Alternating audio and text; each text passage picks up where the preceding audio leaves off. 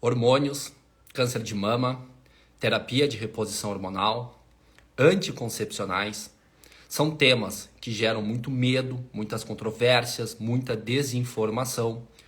Recebo em meu consultório diariamente pacientes, vejo aqui nas redes sociais relatos, vejo colegas médicos e profissionais da saúde em confusão com esse tema. Uma hora sai uma publicação dizendo uma coisa, uma hora sai uma publicação dizendo outra coisa. Então hoje, aqui nessa live, colocaremos os pingos nos is, com informação científica, com informação verdadeira. Eu quero abrir a cabeça de vocês sobre esses temas, para que em posse dessas informações, vocês consigam, ao longo da vida, tomar as melhores decisões sobre a sua saúde de orientar outras mulheres, amigas, familiares, e vocês, profissionais da saúde, também consigam orientar e explicar da melhor maneira todos esses assuntos e temas que geram essas controvérsias. Então você que está chegando aqui ao vivo, muito boa noite. Você que vai assistir essa reprise pode passar uns 2, 3 minutinhos para frente, porque eu vou esperar o pessoal entrar, porque eu quero que vocês peguem o gancho desde o começo, porque eu vou, em sequência, vou começar com um caso de uma paciente que chegou semana passada para mim, no consultório, e aí a gente vai engatar num assunto, e eu garanto a vocês que vai ser informações que vão mudar a vida de vocês, vão abrir a cabeça de vocês em relação a hormônios, a anticoncepcionais, a terapia de reposição hormonal, enfim, com o assunto, tratar esse assunto com a seriedade que ele merece, né, com vários aspectos, muito mais do que simplesmente tomar uma decisão baseada em quem disse isso, quem disse aquilo, e sim com informação verdadeira e com autonomia sobre a própria saúde. Porque nenhuma mulher é igual, nenhum ciclo menstrual é igual, e a gente tem que considerar diversas individualidades, isso é muito importante, para a tomada de decisão, para aquela mulher, naquela fase da sua vida, de uma maneira que vá jogar muito mais para benefícios do que para riscos. Vamos entrando aí então, pessoal. Vou esperar mais um minuto, que eu sou muito chato com horário, sou muito pontual. E aí eu vou iniciar a nossa conversa aqui. Vai ter material científico, vou compartilhar com vocês várias coisas interessantes. Fale sobre gestrinona endo, também estradiol, não suprimir demais, com certeza. Falaremos sobre gestrinona, falaremos dos riscos da gestrinona, dos benefícios da gestrinona, assim como de DIU hormonal, assim como terapia de reposição hormonal. Então, vocês vão saber tudo que vocês precisam saber. Doutora Késia, muito boa noite, minha amiga. Seja muito bem-vinda, um prazer te ver aqui. Sou teu fã. Estamos aí. Vamos começar então, pessoal. Eu vou iniciar aqui, eu vou compartilhar algumas coisas aqui. O tema da nossa live então é hormônios, câncer de mama, terapia de reposição hormonal e anticoncepcionais. Espero que vocês fiquem atentos e vamos dar sequência então aqui, porque eu vou trocando os slides, às vezes demora um pouquinho, porque baseado num caso clínico, né? Vamos falar sobre estrona, com certeza, vamos falar. Eu vou, pessoal, desativar os comentários para a gente conseguir ler aqui, tá? E no final a gente vai abrir para dúvidas. Então, se vocês tiverem dúvidas também, vão mandando aí aqui embaixo naquela interrogação. Por favor, compartilhem com o máximo, seja agora, seja no final da live, não importa que seja ao vivo aqui, não tenha esse ego, tinha tantas pessoas na minha live, mas eu quero que essa informação chegue ao máximo, a um número máximo de pessoas. Então, desativei os comentários, vamos iniciar. Essa live surgiu de um caso verdadeiro, uma paciente que chegou no meu consultório. Eu não vou passar exames, caso clínico, nada, mas eu quero que vocês entendam o contexto da preocupação dessa mulher que me procurou. Ela tinha 51 anos, ainda menstruava regularmente, com intervalo em torno de 30 dias, uma duração da sua menstruação aumentada, né, de 8 a 10 dias, até 7 dias de ciclo menstrual é normal. Mas teve 2 meses, em dezembro de 2021 e abril de 2022, que ela pulou os ciclos. Ou seja, uma mulher que já tem uma idade de perimenopausa, em transição para menopausa, que ainda menstrua, mas já está fazendo alguns ciclos pulando. O método contraceptivo do casal era vasectomia, o marido já tinha feito vasectomia, ela já tinha prole constituída. E várias queixas relacionadas a hormônios, como flutuação hormonal. Ela tinha alguns miomas em seu útero, um útero aumentado, miomatoso. Tinha vários cistos na mama, vários, né? E ela também tinha várias queixas de síndrome pré-menstrual, sintomas pré-menstruais, como inchaço na mama, irritabilidade, alteração de sono, inchaço, ganhava peso no período pré-menstrual, às vezes períodos de dor de cabeça, então vários sintomas pré-menstruais. Para quem me segue aqui, para quem já me conhece, para quem já me acompanha o meu conteúdo, já está mais ou menos imaginando que uma mulher perimenopausa, ovário envelhecido, flutuações hormonais, muito comum nessa idade o diagnóstico de dominância de estrogênio, perimenopausa, dominância de estrogênio, clássico, tá? Conversar com a mulher, não precisa nem de nenhum exame, que ela estava me contando uma história de dominância de estrogênio. Miomas, ciclos longos, menorragia, dores na mama, cistos na mama, alterações de humor, retenção de líquido. Então, um caso clássico de dominância de estrogênio. Quando foi conversando com ela, a gente olhou todos os exames, né? As coisas de vitamina D, de inflamação, homocisteína, a gente foi vendo vários parâmetros metabólicos. No final, falei, olha, você ainda não precisa de estradiol, você ainda não precisa de estrogênio, os seus exames mostram isso, você está fazendo até ciclos com muito estrogênio, dominância de estrogênio, surto de estrogênio. Quem me conhece, quem já consultou comigo sabe, minha consulta demora quase 1h30, eu abro o gráfico, eu mostro, eu explico os hormônios, a fisiologia hormonal, e eu já tinha explicado tudo, isso a ela. Eu falei, eu vou te passar uma progesterona de segunda fase, uma progesterona só na tua fase lútea, para regular teus ciclos, caso eles não venham, para proteger o teu endométrio, para proteger tua mama, para que você não fique. Um detalhe muito importante foi que ela me comentou o seguinte, quando eu olhei o ultrassom dela, vi vários cistos na mama, dentro do contexto do dominante estrogênio, uma mama fibrocística, ela falou assim, a minha médica disse, doutor, que a minha mama parece um queijo suíço.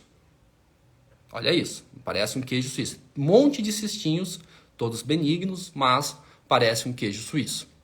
E aí, quando eu falei para ela da progesterona, né, da progesterona micronizada, natural, isomolecular, ou seja, bioidêntica, ela me fez um questionamento, ela falou, não, doutor, eu tô muito preocupada, porque eu tenho medo de câncer de mama, eu já tenho alterações na minha mama e eu tô com medo e eu não me sinto segura, enfim. E isso me chamou muita atenção, porque eu peguei e falei para ela assim, olha, dona X, eu não tenho medo nenhum da progesterona. Eu abri o gráfico novamente do ciclo menstrual, mostrei para ela que o ovário dela já produz os dois hormônios, estrogênio e progesterona, e que havia um desequilíbrio, e que era esse desequilíbrio que estava levando a ela a ter os sintomas que tinha, os miomas, o sangramento, inclusive as alterações fibrocísticas da mama. Eu falei, você nunca usou progesterona, você nunca fez uma reposição hormonal, e a tua mama já está igual a um queijo suíço. Eu não tenho medo de lhe dar a progesterona, eu tenho medo que você fique sem a progesterona. Porque nesse gap entre estradiol e progesterona, nessa dominância de estrogênio, tu vai daqui a pouco, fazer mais cistos, mais miomas, mais sangramento, e ela já tinha uma ferritina baixa, fazendo anemia, né? Então eu falei assim, eu não tô lhe dando um hormônio exógeno, não tô lhe dando um hormônio sintético, eu estou corrigindo, eu estou buscando dentro da fisiologia, de tudo que a literatura nos mostra, de que a reposição hormonal de progesterona nessa tua fase, ela é importantíssima para proteger a tua mama, vai proteger o teu endométrio, os teus miomas, de você ter sangramento, vai melhorar o teu sono na fase pré-menstrual e o teu humor, vai impedir que você retenha tanto líquido, por causa que o estradiol em excesso ele retém líquido, ele segura sódio nos néfrons renais, reabsorve sódio e líquido, e isso vai conseguir melhorar. Mas me chamou muita atenção o medo que ela tinha e um questionamento verdadeiro. E aí eu trouxe as explicações devidas para ela, conversei com ela, e aí ela entendeu e se sentiu confiante para conseguir fazer. Mas aí a pergunta que eu vejo, que o motivo dessa live é muita desinformação, muito medo, ela já tinha ouvido. E ela me falou também, não, porque eu já ouvi que dá câncer de mama. E eu disse, quem te disse que dá câncer de mama? E aí ela disse, doutor, internet, né? E aí eu fiquei pensando, né? Muita desinformação. E eu falei para ela, você tá junto do médico que mais estuda isso, né? Eu tô aqui a teu dispor para tirar todas as tuas dúvidas, então você tem que confiar em mim, né? E ela confiou, nós iniciamos o tratamento e vamos ver o resultado. Primeiro, eu queria mostrar para vocês e queria relembrar, pessoal, eu gosto muito de explicar isso e mostro isso para minhas pacientes e eu quero que vocês foquem aqui embaixo naqueles 2 hormônios que estão ali em amarelinho, o estradiol, em roxinho, progesterona, dentro de um ciclo menstrual. Se vocês verem aqui no cantinho esquerdo, a gente tem o primeiro dia do ciclo, que é o primeiro dia da menstruação, e esse ciclo tem 28 dias. Observem que no primeiro dia do ciclo, tanto o estradiol quanto a progesterona estão baixinhos. A mulher inicia o primeiro dia do ciclo menstrual com o menor nível possível de estradiol e progesterona. Porque no final do ciclo anterior é a queda da progesterona, ali em roxinho, ó, queda da progesterona, queda do estradiol. Esses níveis chegam a níveis tão baixos que a mulher menstrua. E é essa queda que desencadeia a menstruação. Então ela entra no primeiro dia, que é o primeiro dia do ciclo, com os níveis mínimos de estradiol e progesterona. Observem em roxo ali comigo que a mulher não produz nada de progesterona na primeira fase do ciclo.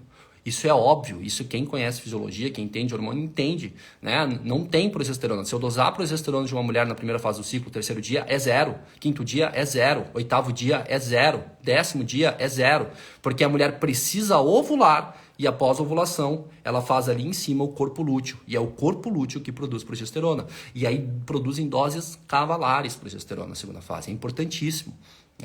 Mas a progesterona é um hormônio de segunda fase, após a ovulação. Recebo muito isso aqui. Doutor Léo, minha progesterona tá baixa. Eu falo, tá baixa? Como que você sabe? Eu dosei. Falei, e deu quanto? Deu 0,5, deu 0,7, deu 0,8. 0 é 0. Ou ela dosou na fase errada, ou se ela dosou lá na segunda fase, 22º, 21º dia, e tá 0, é porque ela não ovulou. É só isso que quer dizer. Não quer dizer que ela tem progesterona baixa. Já o estradiol, observem ali comigo, vai começar a subir, principalmente após o 4º dia, ali depois do período menstrual, vai começar a subir progressivamente e vai atingir um pico pré-ovulatório, tá?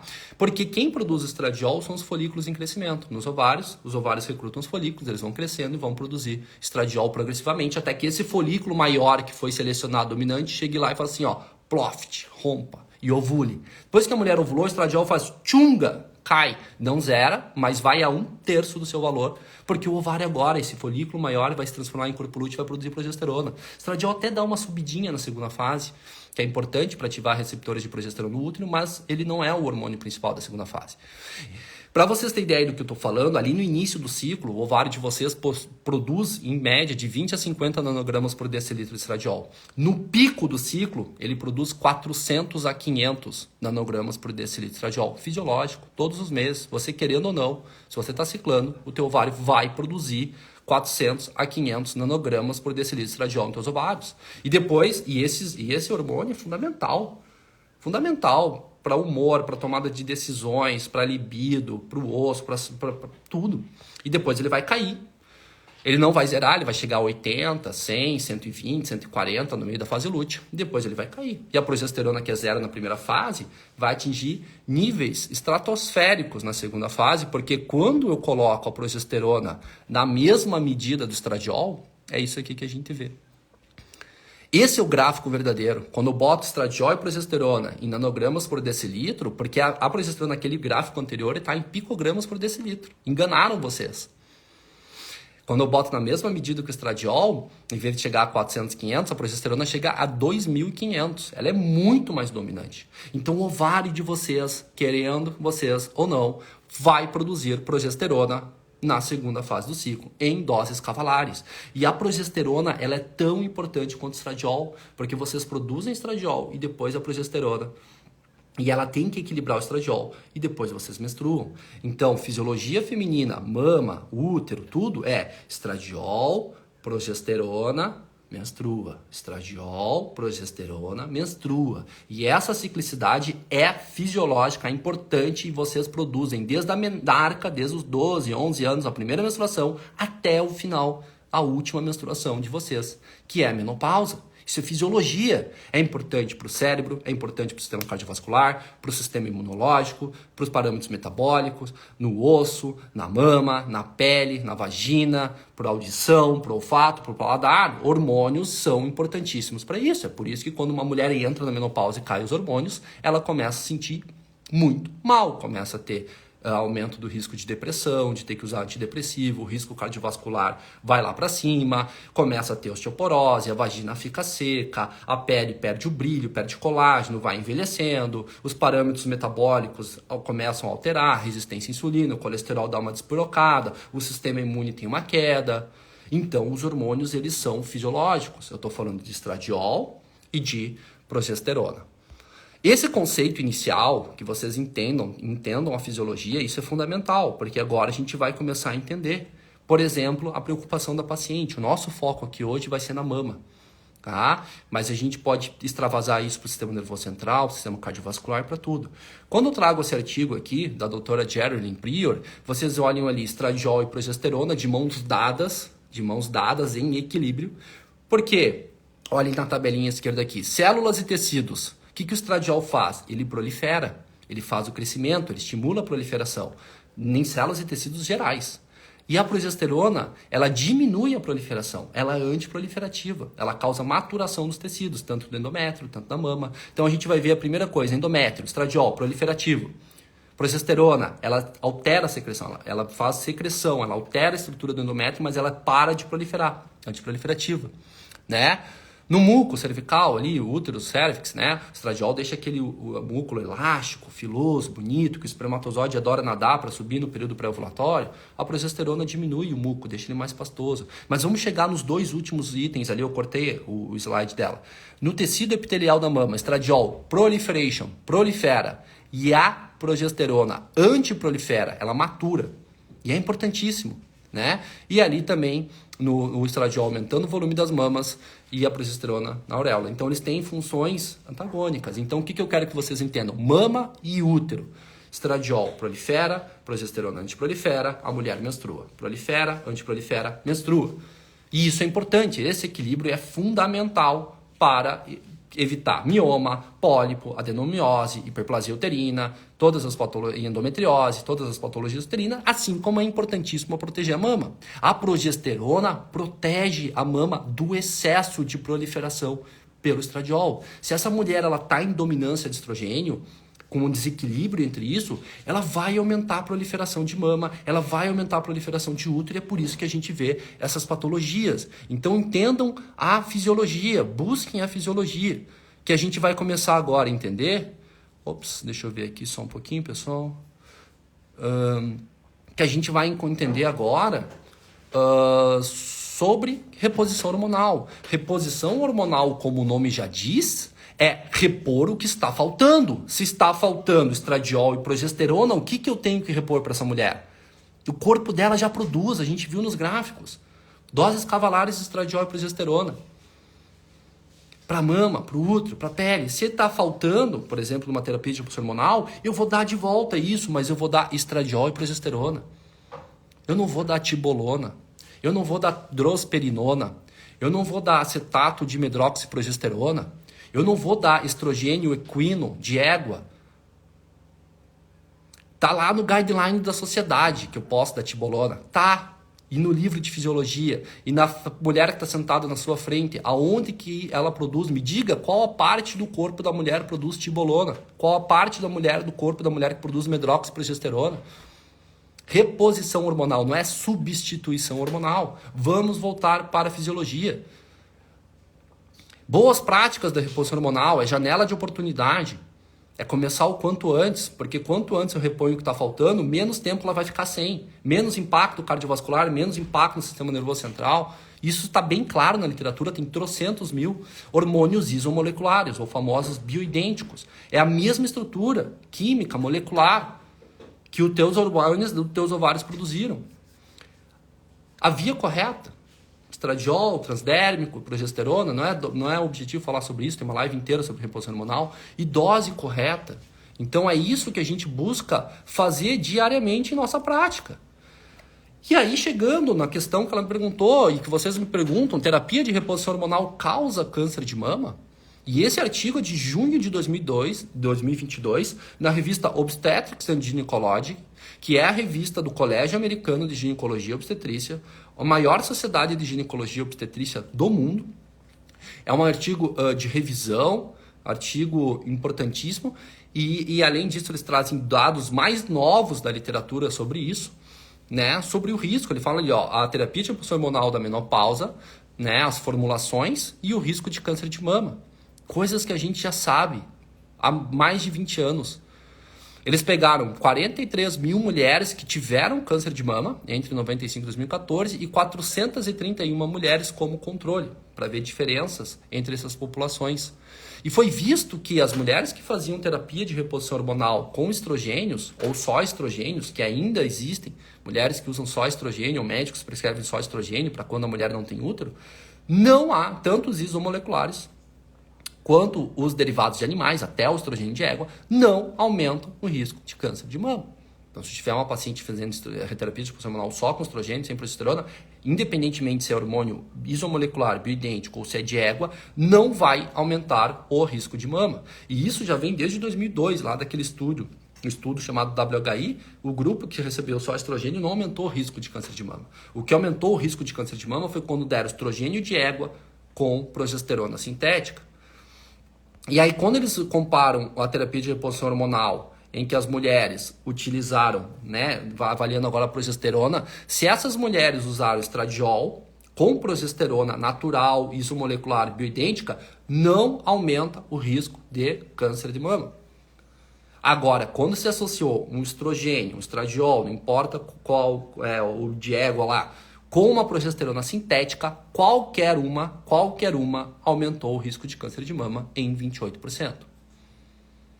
Então parece que o problema da reposição hormonal, quando é feito, não está tanto no estradiol, mas sim na progesterona que você vai associar. A progesterona natural não aumenta o risco de câncer de mama, porque a gente já viu que ela é importante para proteger não só o útero como a mama. Porque se você der só estradiol, né, para uma paciente e ela tiver útero, você vai aumentar muito o risco de câncer de endométrio, porque ela vai proteger o endométrio.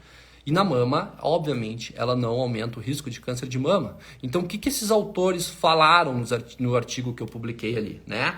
Nosso estudo sugere que, entre todos os agentes de terapia hormonal na menopausa, a progestina sintética, ou seja, o derivado de progesterona, seja medroxiprogesterona, norethisterona, desogestrel, levonorgestrel, drospirenona, qualquer uma, a progesterona sintética parece ser o único agente independente associado ao aumento do risco de câncer de mama. E esses autores, eles continuam. Eles dizem assim: à luz de nossos resultados e de trocentos outros que vieram depois de 2002 do WHI, deve-se considerar a descontinuação do uso de progestina sintética nos regimes de terapia hormonal da menopausa. As diretrizes de prática clínica devem considerar a progesterona bioidêntica como agente de escolha nos regimes de terapia hormonal na menopausa. Preste atenção. As diretrizes de prática clínica, Colégio Americano, International Menopause Society, Endocrine Society, Sociedade Brasileira de Endócrino, Febrasgo, alô? Não se deve usar progesterona sintética na terapia de reposição hormonal. Não é um nem dois, são trocentos estudos que vieram depois da HBI que mostram isso. A progesterona de escolha deve ser a progesterona micronizada, natural, bioidêntica. Então, se você faz reposição hormonal e você faz com alguma progesterona sintética, converse com o seu médico. Peça para utilizar a progesterona micronizada natural. Porque lá, quando lançaram o WHI em 2002, que foi estudo feito com mulheres acima de 60 anos, a grande maioria, a média de entrada no estudo foi 63 anos, deram estrogênio de égua com medroxiprogesterona, foi um escândalo a hora que começou a aumentar os riscos, aumentou em 40% o risco de câncer de mama. É óbvio, não eram hormônios isomoleculares e era medroxiprogesterona. A medroxiprogesterona não tem a mesma ação que a progesterona natural na mama, pelo contrário, ela induz fatores de transcrição para mitose, para a proliferação da mama. Foi um escândalo. Então, se hoje, à luz desses resultados e de vários outros estudos, a gente tem mostrando que a progesterona sintética aumenta o risco de câncer de mama, por que eu vou dar isso para as mulheres? Por que isso está lá no guideline das sociedades ainda? Eu não consigo entender. A gente tem bastante evidência já mostrando isso. A gente tem, por exemplo, esse guideline aqui da North American Menopause Society, Sociedade Norte-Americana de Menopausa. É um estudo que fala assim, o que os provedores em saúde devem saber a respeito dos progestagênios na terapia de reposição hormonal. E eu vou ler, vou traduzir aqui para vocês em amarelo, que a progesterona micronizada, ou seja, a progesterona natural, pode ter um menor risco de câncer de mama comparado com outros progestagênios. Esses achados são baseados nos dados de um estudo muito famoso, o French et Court, com 78 mil mulheres, que mostrou não teve aumento significativo em câncer de mama em mulheres que usavam estrogênio com progesterona micronizada por 5 anos. Isso é artigo pós-artigo recente, terapia de reposição hormonal. Aqui está a imagem do artigo. A primeira aqui é estrogênio sozinho. Vocês olhem que no French Court, nessas 78 mulheres, o estrogênio sozinho foi associado com risco, 1,29, ou seja, 29%. Aqui, a segunda coluninha, que está na linha ali, que é 1,0, não aumentou o risco, é estrogênio com progesterona micronizada, não aumenta o risco. Quando a gente usou aqui estrogênio mais dihidrogesterona, que é um análogo da progesterona, né, aumentou o risco, mas não foi significativo, mas teve 16%. E lá é quando se usou a última, maior incidência de risco de câncer de mama, foi quando deu estrogênio com progesterona sintética. E são vários e vários estudos que vão mostrando isso. Esse artigo de revisão aqui é fantástico. Vou ler o título para vocês. 90 anos de progesterona. Progesterona, os receptores de progesterona e o câncer de mama. Passado, presente e futuro. Um artigo de revisão só sobre progesterona. 90 anos de pesquisa de progesterona e câncer de mama. E eles falam assim, precisamos desmascarar a noção que a progesterona causa câncer de mama. Há evidências experimentais clínicas consideráveis de que, sozinha, em níveis fisiológicos, a progesterona é incapaz de causar câncer de mama, de modo que sua reputação como hormônio tumorogênico ou carcinogênico é imerecida. Você acha que a mãe natureza, você acha que Deus, quem quer que seja, ia fazer no teu ciclo menstrual, o teu ovário se transformar em corpo lúteo, produzir doses cavalares, como a gente viu no início dessa live, de progesterona para lhe dar câncer? Não. O que dá câncer é medroxiprogesterona. É coisa feita em laboratório. É hormônio sintético, progestinas sintéticas. Então, que isso fique muito bem claro aqui para nós hoje. Resumindo, dezenas de evidências científicas, experimentais e clínicas. A progesterona não causa câncer de mama e a progesterona micronizada na terapia de reposição hormonal da menopausa associada ao estradiol não causa câncer de mama.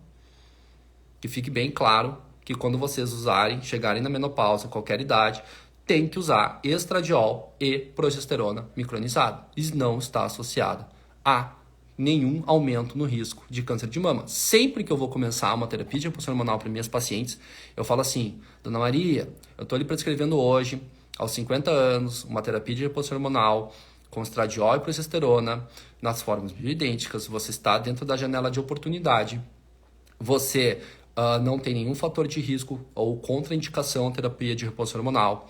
Essa terapia de reposição hormonal, ela supera todos e qualquer risco. Você vai ter menos 40% de mortalidade por qualquer coisa, por qualquer causa. Você vai ter menos 40% de risco de doença cardiovascular, que é a principal causa de morte em mulheres. Você não vai aumentar o teu risco de câncer de mama. Você vai ser prevenida contra depressão e doenças neurodegenerativas. Você vai impedir síndrome urogenital, baixa libido, prolapsos pélvicos. Você vai diminuir e vai manter o brilho da sua pele, o colágeno, o envelhecimento. Você vai prevenir a osteoporose. E se daqui a 15 anos, com 65 anos, ou qualquer fase da sua vida, você tiver um câncer de mama, não foi a terapia de reposição hormonal que lhe causou. Você teria, infelizmente, da mesma forma. Então, que isso fique claro na orientação das nossas pacientes e que vocês saibam disso. Por quê? Vamos lá, então. Quando a gente olha aqui para o câncer de mama, né? Um dos principais fatores de risco é a idade. Eu trago esse dado de 2019 da American Cancer Society, Sociedade Americana de Câncer, mostrando o risco de idade aqui na direita, aqui, 20, 30, 40, 50, 60, 70 anos, e o risco de câncer de mama e de morrer por câncer de mama. Quando a gente pega uma mulher de 20 anos, existe câncer de mama, doutor Léo, em mulher de 20 anos? Existem. O risco é 1 para 1.479 mulheres aos 20 anos de idade. Ao passo de que uma mulher aos 60 anos de idade é 1 para 28. Aos 80 é 1 para 33. E na vida inteira é 1 para 8. Infelizmente. E para o homem na próstata é exatamente a mesma coisa. Então a idade é um dos principais fatores para câncer de mama. Quem mais tem hormônios? Uma mulher de 20 anos, de 30 anos, de 35 anos ou uma mulher de 60, 70 anos?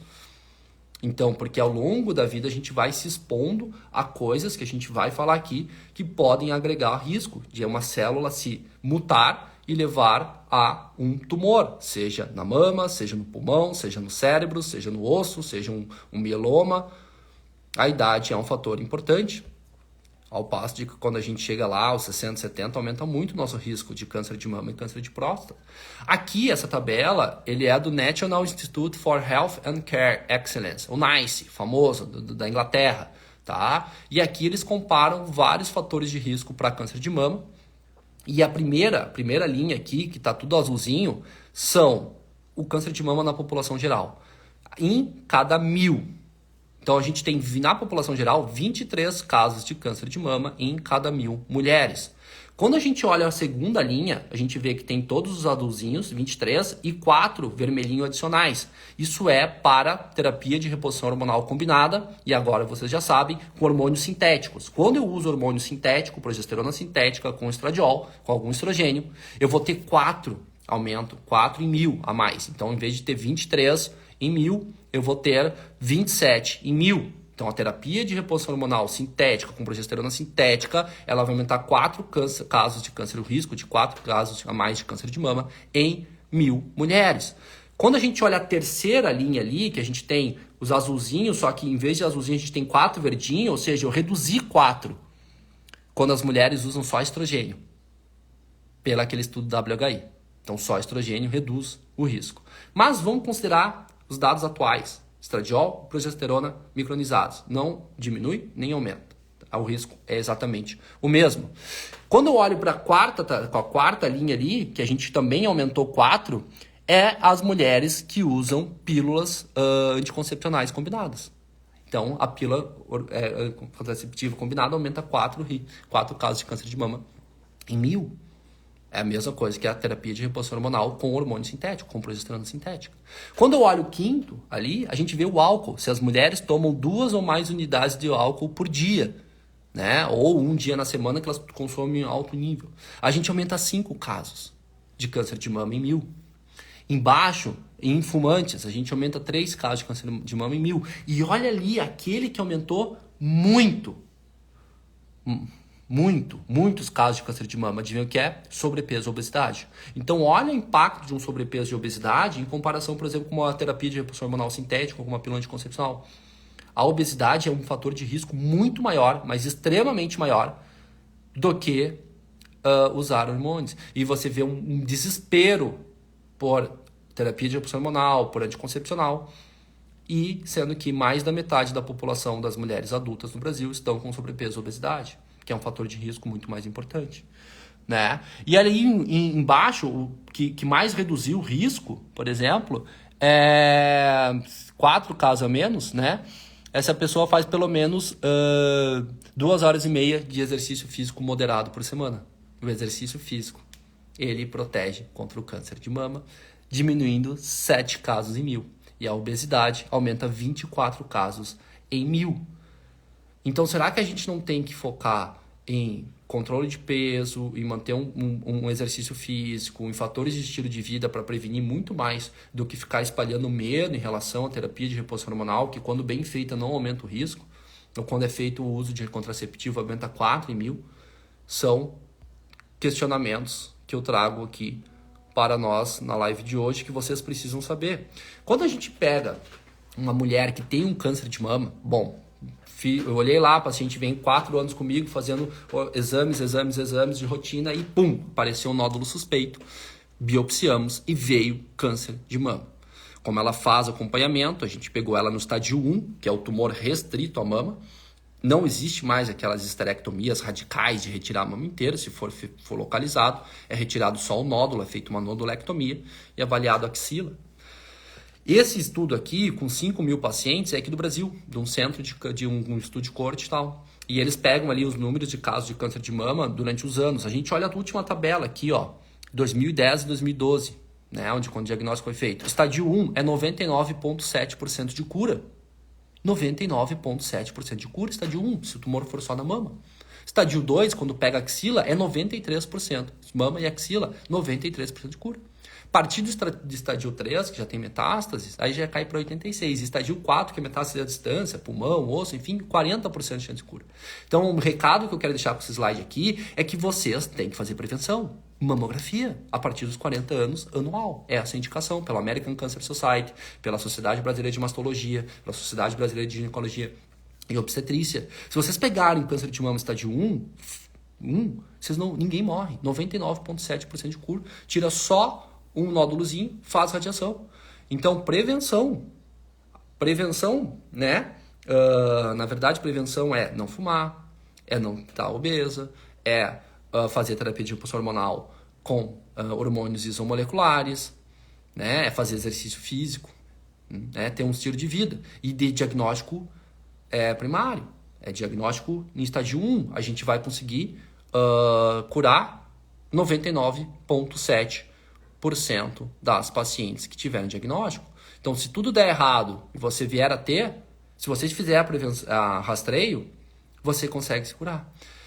Aqui eu trago um estudo chamado A História da Progesterona Natural, né? Uma história sem fim, que eles dizem lá, uma parte do texto, os análogos sintéticos da progesterona foram desenvolvidos, ou seja, progesteronas sintéticas foram desenvolvidas para disponibilizar o hormônio por via oral para uso como agente contraceptivo, mas muitos desses compostos se ligam a receptores glicocorticoides, receptores andrógenos, receptores mineralocorticoides. Então, além de se ligarem no receptor de progesterona, se ligam lá, por exemplo, no receptor de cortisol, de aldosterona, de testosterona, né?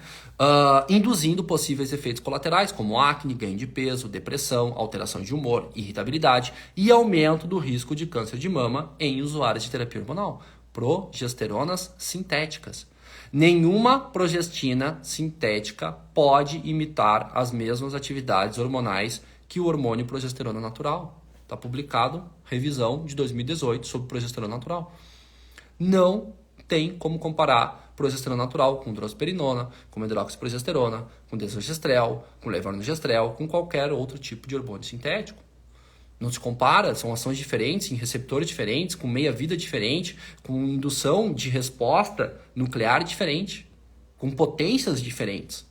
Então não se compara. E é por essa ação em outros receptores, que não somente o da progesterona, receptor glicocorticoide, androgênio e tal, que pode dar retenção de líquido, que pode dar acne, alteração de humor e câncer de mama. Os efeitos colaterais. Então vamos lá entender mais um trecho daquele artigo agora de 2022, que os estudos descobriram que a TRH na menopausa, terapia de reposição hormonal na menopausa, com estradiol em combinação com progestinas sintéticas, como medroxiprogesterona, noritesterona, levonorgestrel e norgestrel, está associado a um risco maior de câncer de mama. Porque não são a mesma coisa e não tem o mesmo efeito da progesterona sintética. Então, acho que terapia de reposição hormonal já deu para sentir e há bem claro na literatura médica que a gente tem que usar os hormônios isomoleculares, os hormônios bioidênticos, sem nenhum risco adicional, e que é muito importante o rastreio precoce e que é muito importante a gente evitar outros fatores de risco. E será que os anticoncepcionais hormonais podem aumentar o risco de câncer de mama? Vamos falar um pouquinho dos outros hormônios, porque quando eu botei esse artigo das formulações de progesterona sintética, botei aquela frase ali, mas foi muita mensagem. Doutor, então eu uso pílula assim, será que eu então estou em risco de câncer de mama? Doutor, eu uso gestrinona para endometriose, eu estou em risco de câncer de mama. Doutor, eu estou com cisto no meu ovário, o meu médico indicou, então estou com risco de câncer de mama. Doutor, e a injeção de metroxprogesterona, câncer de mama? Vamos entender um pouquinho qual o impacto desses hormônios, das pílulas, dos métodos contraceptivos, todos eles, no risco de câncer de mama. Esse é o maior estudo. É uma corte dinamarquesa, com base populacional, de 1,8 milhões de mulheres de 15 a 40 anos, a 49 anos, ou seja, idade fértil, ciclando, em tempo de segmento médio de 11 anos. Seguiram até 15 anos essas mulheres. Então eles pegaram 1.800.000 mulheres na Dinamarca, eles têm esse banco de dados, e viram ao longo de 10 anos, de média 10,9, quase 11 anos, se as usuárias de contraceptivos hormonais, elas teriam maior risco de câncer de mama. Um estudo de corte muito potente. Comparado com não usuárias de métodos contraceptivos hormonais, usuários de contraceptivos hormonais atuais ou que pararam há menos de 6 meses tiveram um risco relativo de 1,20 para desenvolver câncer de mama, ou seja, 20% de aumento no risco de câncer de mama. Qualquer método. Foram vistos métodos de hormonal, de injeção, de adesivo, de anel, qualquer método com hormônios sintéticos. Aí você vai parar e falar, nossa, 20% de aumento de risco de mama, de câncer de mama. Bom, vamos entender, não vamos nos desesperar e vamos entender o que isso significa, qual é o impacto disso. Antes disso, né, só dando mais dados do artigo, o risco de câncer de mama aumentou com o tempo de uso de contraceptivo hormonal. Menos de um ano foi 9%, mais de 10 anos foi 38%. A persistência do risco de câncer de mama, mesmo 5 a 10 anos após a descontinuação, foi ligeiramente maior entre as mulheres que usaram qualquer forma de contraceptivo hormonal combinado por mais de 5 anos. Então, mesmo depois de descontinuar, parece que um risco ainda persistiu. Mas nada de desespero, vamos olhar esses dados racionalmente e vamos fazer uma reflexão juntos de que se a gente entender.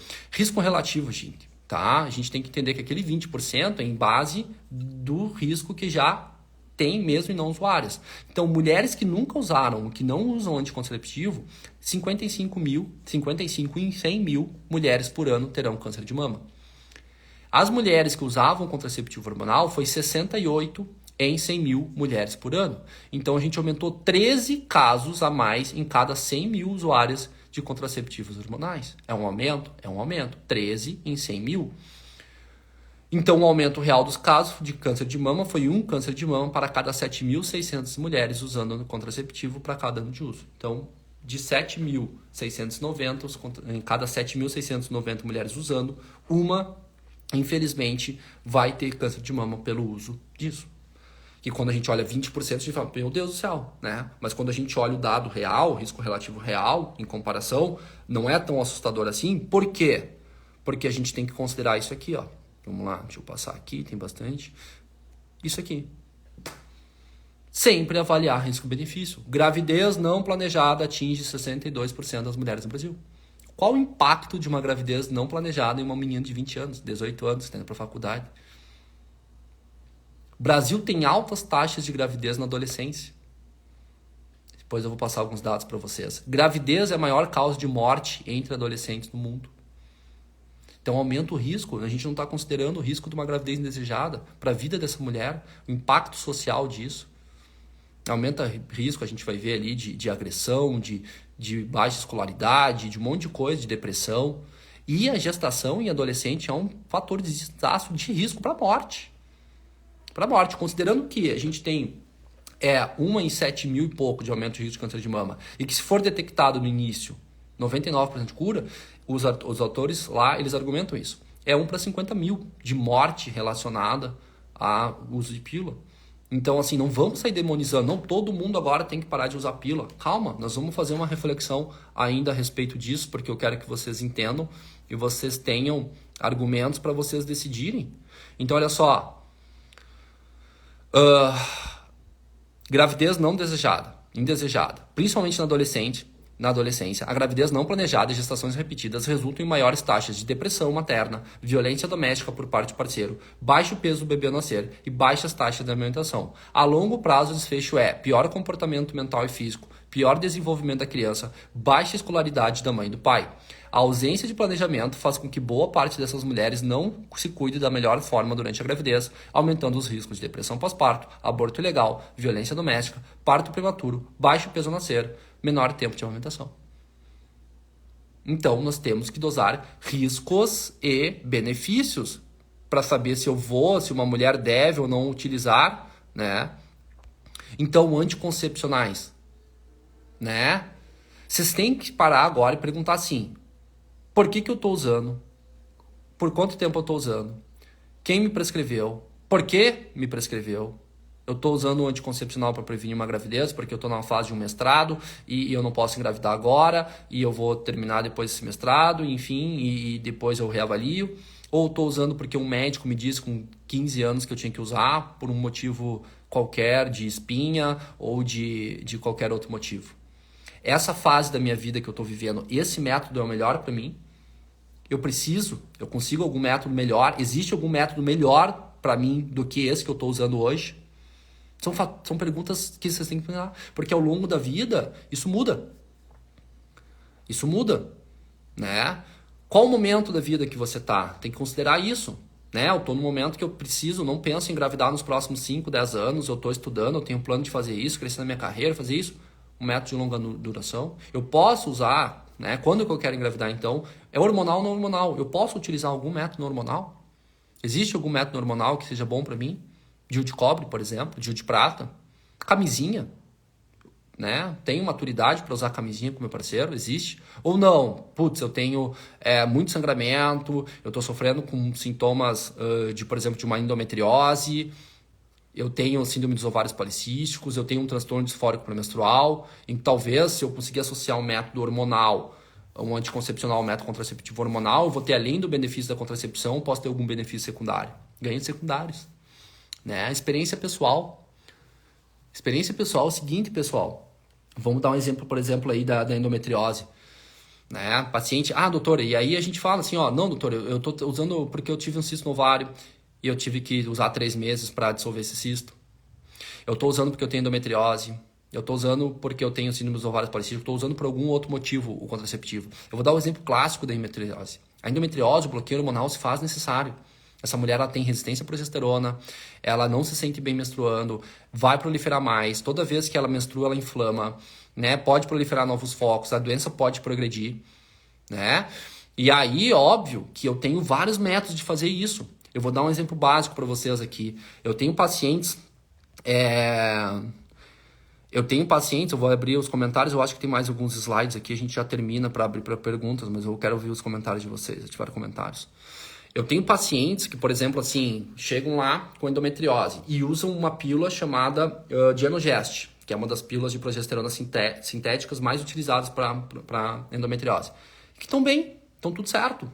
Nossa, doutor, parou minha menstruação, estou me sentindo bem, tal. Teve algum efeito colateral? A libido é foda, a libido baixou. Mas perto do que eu tinha de sangramento, de dor e doença ativa, inflamação, cara, para mim está sendo ótimo o Dienogest. Né? A libido, sei lá, vai no sex shop, vai no motel, dá uma contornada, vê maneiras de superar isso. Agora, eu tenho uma paciente minha, que é uma polonesa, a paciente veio aqui, mora em Floripa, casada com um brasileiro há 2 anos e meio, é polonesa, fala muito bem português, uma querida sentou na minha frente e falou assim, doutor Léo, eu vim tratar endometriose, mas eu não vou usar nenhum hormônio. Aí eu falei assim, por quê? Porque os 2 anos que eu usei essa pílula de Dienogest, foi os 2 piores anos da minha vida. Eu prefiro morrer, eu prefiro ter que operar todo ano do que usar essa pílula, do que usar qualquer hormônio. Porque a experiência dela teve depressão, ela não se sentia viva, ela teve, perdeu interesse nas coisas, a libido dela foi ilusão. A mesma pílula, Dienogest, numa mulher e na outra. DIU hormonal, né? O famoso DIU hormonal é o seguinte, tem paciente que usa, que tem endometriose, que usa e tá assintomática, tá ótima, tá se sentindo bem, controlou bem, não teve mais dor, não teve mais cólica, a doença parou de progredir, se sente ótima. Tem pacientes que a gente bota o DIU hormonal e se sentem péssimas, começam a escapar, tem cólica, expulsam o DIU, dá acne, faz cisto no ovário, se sentem péssimas. O mesmo método para pacientes diferentes. Quando a gente fala de gestrinona, é a mesma coisa, gente. Gestrinona não é chip, não é da beleza. Parem de cair nessas balelas. Gestrinona é uma progesterona sintética, derivada de 19-nortestosterona, assim como o DIU hormonal, assim como o DIU levonorgestrel, assim como pílula que se tomar de progesterona, ela é só uma progesterona sintética, que tem uma potente ação antiestrogênio, que ajuda a inibir, a atrofiar os focos de endometriose e pode ser excelente. Só que ao mesmo tempo ela pode aumentar testosterona livre. Ela aumenta, ela diminui uma enzima no fígado lá que sequestra a testosterona e aumenta a disponibilidade. Então, ao mesmo tempo que você inibe a endometriose, aumenta a testosterona. E isso para algumas mulheres é ótimo. Tem pacientes usando gestrinona que se sentem muito bem, melhor coisa do mundo. Porque elas estão controladas as doenças, não estão proliferando, se sentem ótimas, estão muito bem. Né? Agora, Tenho pacientes que usam gestrinona que tem acne, oleosidade, incham e se sentem péssimas. O mesmo hormônio. Então, quando a gente precisa, diante de uma situação, fazer o uso de algum hormônio, vocês entendam quanto tempo, por qual tempo, qual que é o risco, qual que é o benefício, reavaliem. Reavaliem, não fiquem 2 anos sentindo, não tem algo melhor. Vocês têm que ter esse conhecimento porque isso é importante. E sempre que vocês precisarem usar, como a gente viu, e aí, gente, qualquer pílula anticoncepcional, ela vai trazer efeitos colaterais, qualquer método contraceptivo. Porque mexe naquele ciclo que a gente viu no início da nossa live. Mexe em neurotransmissor, mexe em tudo. Agora, qual o impacto disso? Qual que é o benefício que eu estou tendo numa paciente com endometriose do que o risco dela ficar desbloqueada e ter, por exemplo, uma endometriose de ureter, perder um rim ou de intestino, ter que fazer, né? O risco-benefício compensa nesse caso. E aí essa paciente ela tem que ser informada e para evitar os outros fatores de risco. Eu trago dados do INCA aqui para vocês, tá? Os dados do INCA aqui, ó, os principais fatores de câncer, de risco de câncer no Brasil. Tabagismo, infecções por hepatite B, por H. pylori, por HPV, ingestões de hortaliça abaixo de 240, baixa ingestão de fibras, inatividade física, ingestões de frutas abaixo de 160 gramas por dia, sobrepeso e obesidade, ingestão de sal acima de 10 gramas, agentes ocupacionais, agrotóxicos, enfim, tudo, ingestão frequente de álcool, consumo de carne processada, radiação solar, vários outros fatores muito mais importantes do que câncer para câncer de mama, ou para qualquer câncer, aqui no caso do INCA, aqui, do que somente a gente pensar no contraceptivo, que a gente viu, que é isso. Então, infelizmente, o nosso modelo atual de saúde exclui a mulher da própria equação de suas próprias decisões. Não é lhe dada informação. A consulta médica, o médico ele tem que fornecer as informações para o paciente. Olha, você tem essa opção, tem esse efeito, é por isso, por tanto tempo, nessa fase da tua vida, pode ser uma opção boa. Você tem essa outra opção, que é assim, assim, assado. A mulher ela tem que fazer parte da decisão, mas vocês só vão ter essa decisão e saber o que é melhor para vocês se vocês tiverem informação. Diagnóstico genérico, igual plano de tratamento padrão. Tu tem SOP, então é isso aí que tem que tomar a pílula. Tu tens síndrome pré-menstrual, então você tem que tomar antidepressivo. Você tem mioma, então é esse método aqui. Você tem isso, então é isso. Gente, cada pessoa é um paciente, diagnóstico genérico e tratamento padrão para todo mundo dá a mesma coisa. Que absurdo! Que absurdo dar a mesma coisa para todo mundo. Nós não somos iguais, nenhuma mulher é igual à outra, nenhuma tem o mesmo ciclo menstrual, nenhuma tem o mesmo estilo de vida, nenhuma está na mesma fase da vida do que a outra. Ficar prescrevendo, sobre prescrever esse mesmo tratamento para todas as pacientes, e eu me senti péssimo. Por que eu fiz medicina? E eu disse ali embaixo, ó, você sabe o que é melhor para o seu corpo e ninguém mais. Você sabe o que você sente com essa pílula, você sabe o que você precisa. Você tem que entender e trazer a tua decisão para ti.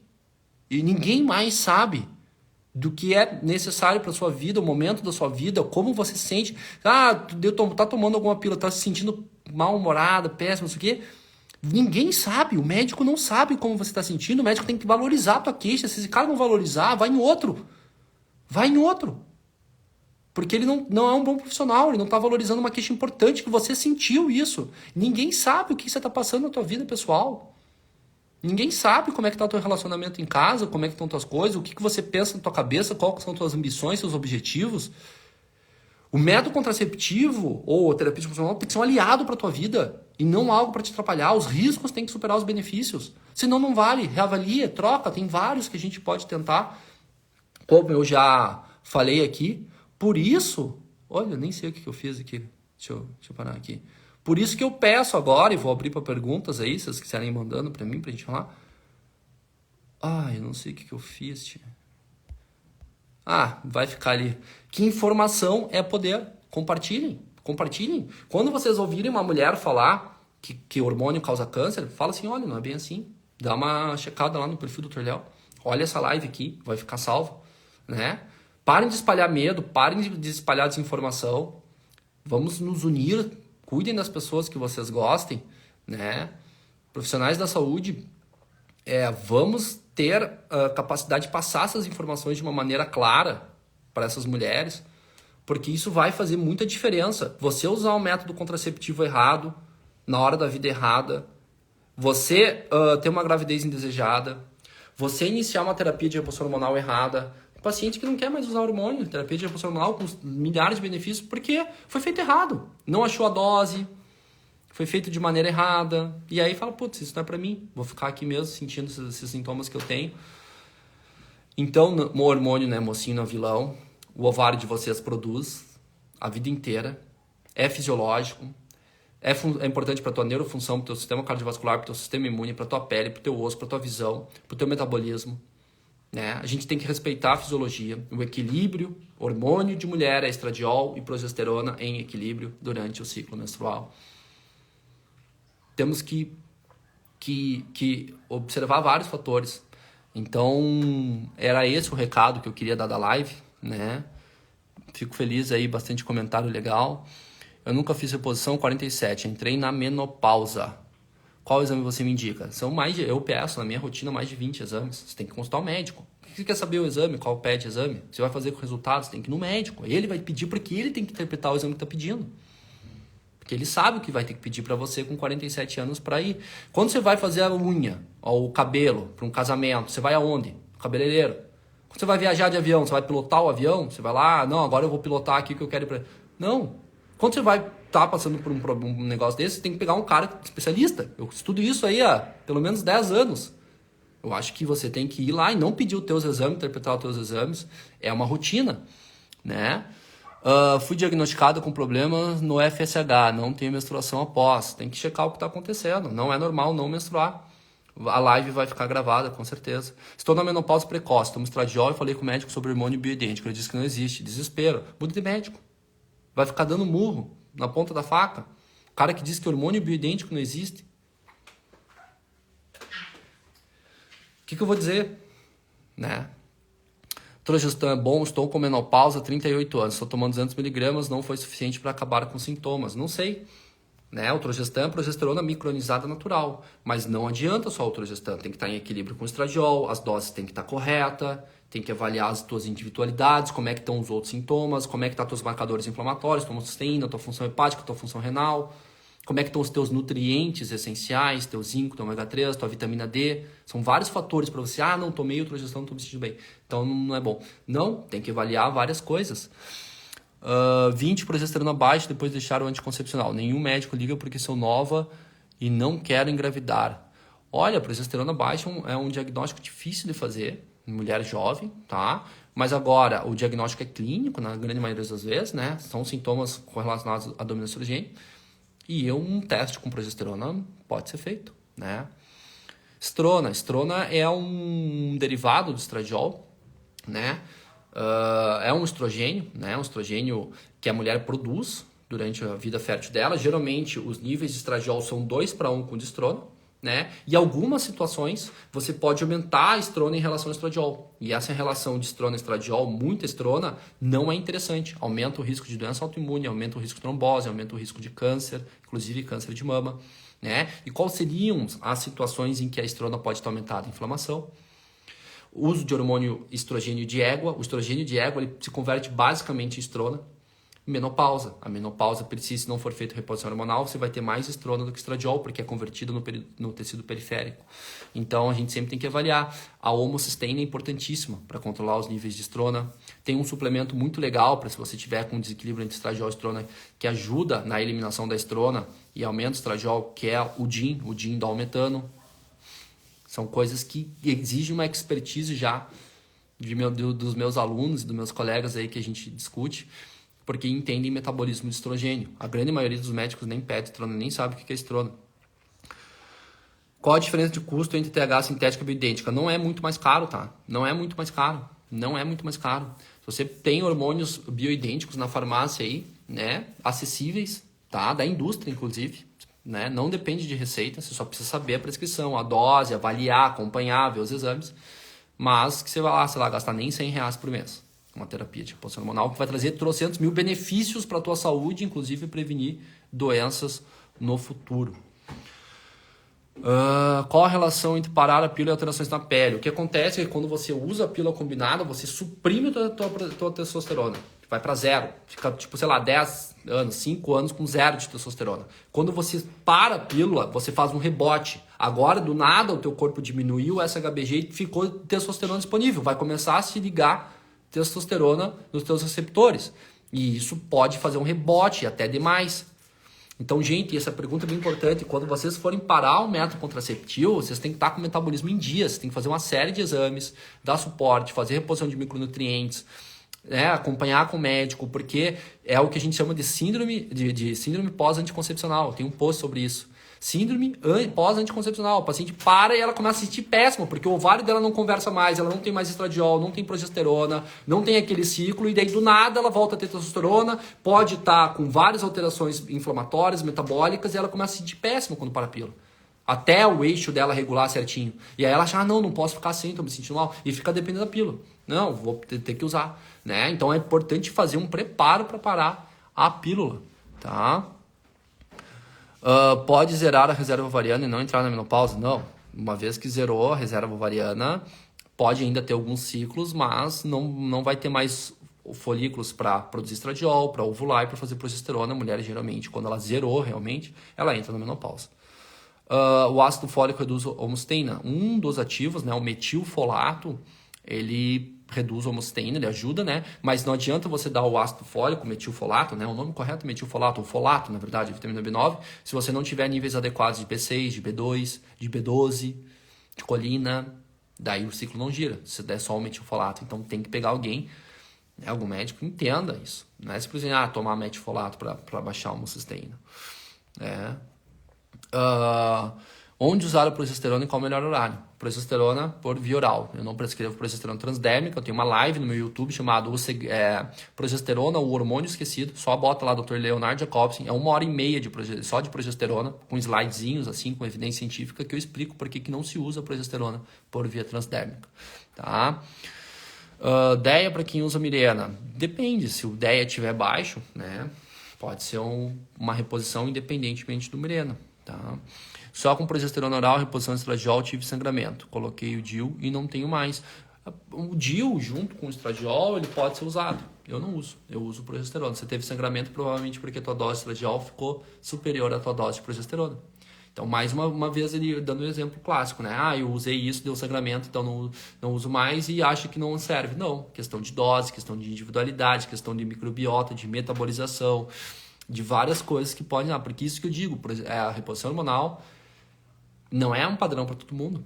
Não é um padrão para todo mundo. Às vezes eu inicio, eu acerto bastante, porque eu já tenho bastante experiência, né?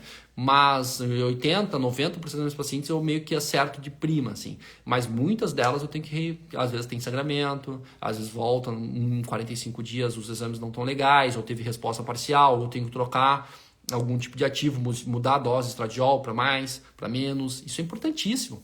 Acho que, comecei a reposição hormonal e agora tá ótimo, assim. Não, é quase certo que vai algum ajuste, alguma coisinha vai ser necessário e todo o suporte em volta. Porque o hormônio, para ele funcionar e trabalhar, né, num corpo limpo, tal, é uma coisa. Num corpo todo inflamado, com alteração de microbiota, de tudo isso, é outra coisa. Então, importante o resto da terapia de reposição hormonal. Testosterona 1%, uso tópico eficaz? Não sei. Não sei quanto que tá a tua testa, não sei qual que é o objetivo, não sei como é que tá teus níveis de estradiol e progesterona, né? 1% é 10 miligramas, é a dose máxima de testosterona para mulher. Não sei qual a indicação, tá? Estradiol é transdérmico oral. Transdérmico sempre. Estradiol só transdérmico, tá? Não há espaço para estradiol viral. Em casos raríssimos a gente usa, mas só muito pior do que o transdérmico, tá? Tenho SOP há 10 anos e não menstruo, sofro muito peso, queda de cabelo. Você precisa de um médico.